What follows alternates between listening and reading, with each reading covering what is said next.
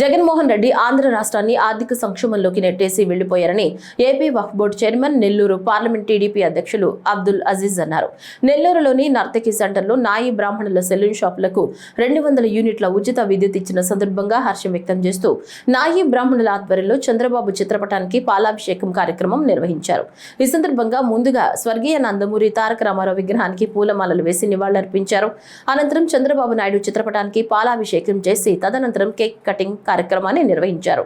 ఈ సందర్భంగా అబ్దుల్ అజీజ్ మాట్లాడుతూ వెనుకబడిన తరగతులు ఆర్థికంగా అస్థిరపడాలన్న ఆలోచనతో ఆలయాల్లో పనిచేస్తున్న నాయి బ్రాహ్మణుల గౌరవ వేతనాన్ని 20 నుంచి 25 వేలకు పెంచారన్నారు.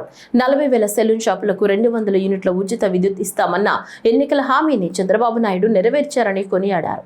ఈరోజు రాష్ట్రమంతా గాని నాయి బ్రాహ్మణుల సోదరులందరూ ఈరోజు చంద్రబాబు గారికి పాలాభిషేకం చేసుకుంటున్నారు. అందులో భాగంగా నెల్లూరులో కానీ మా రాష్ట్ర అధ్యక్షులు రాష్ట్రము ఈరోజు మీకు ఎలాంటి పరిస్థితి ఉందో తెలుసు. ఆర్థికంగా జగన్మోహన్ రెడ్డి గారు పోతూ పోతూ ఈ రాష్ట్రాన్ని ఎంత ఫైనాన్షియల్ క్రైసిస్లో పెట్టిపోయారనేది తెలుసు.